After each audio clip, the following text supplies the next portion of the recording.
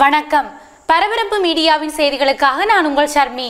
Indonesia AirAsia விமான நிறுவனம் அடுத்த ஆண்டு ஜனவரியிலிருந்து தமது வழமையான விமான சேவைகள் அனைத்தையும் நிறுத்திக் கொள்ளப் போவதாக அறிவித்துள்ளது. தற்போது அந்த விமான நிறுவனத்தின் முக்கியமான விமான சேவை இந்தோனேசியாவில் பாலி விமான நிலையத்திலிருந்து ஜப்பானின் டோக்கியோ நரிட்டா விமான நிலையத்துக்கு செல்லும் ஏர்பஸ் A330 விமான சேவைதான். இவ்விமான நிறுவனம் தமது சேவைகளை முழுமையாக நிறுத்திக் கொள்வதற்கு காரணம் இந்தோனேசியாவில் உள்ள நிலைமைகள் தான் என்று அறிவிக்கப்பட்டுள்ளது.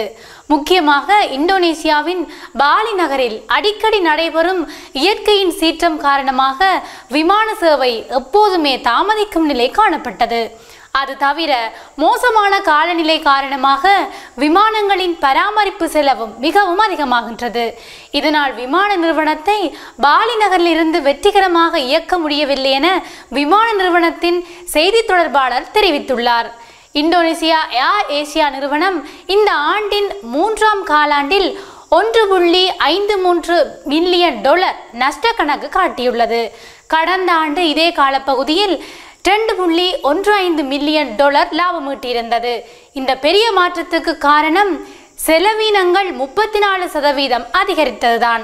இந்த செலவீனங்களில் முக்கிய பங்கு வகிப்பவை விமான பராமரிப்பும் காலநிலை மாற்றங்களால் ஏற்படும் தாமதங்களும் தான். கடந்த காலத்தில் இந்த விமான நிறுவனம் லாபத்தில் இயங்க காரணமாக இருந்தது ஜப்பானின் டோக்கியோ நகரில் இருந்து பாலி நகருக்கு வரும் ஜப்பானிய உல்லாச பயணிகள் தான். ஜப்பானியர்களை பொறுத்தவரை எல்லாமே உரிய நேரத்தில் செய்யப்பட வேண்டும் என எதிர்பார்க்கும் மனப்பான்மை உடையவர்கள். இந்த விமான நிறுவனத்தின் விமானங்கள் பல மணி நேரம் தாமதமாக செல்வதால் அநேக ஜப்பானிய உல்லாச பயணிகள் இந்த விமான நிறுவனத்தை பயன்படுத்துவதை தவிர்க்க தொடங்கி விட்டார்கள். இதனால் கடந்த ஆண்டில் பயணம் செய்த பயணிகளின் எண்ணிக்கையில் இருந்து 32% குறைந்த எண்ணிக்கையிலான பயணிகளே இந்த ஆண்டு பயணம் செய்துள்ளார்கள்.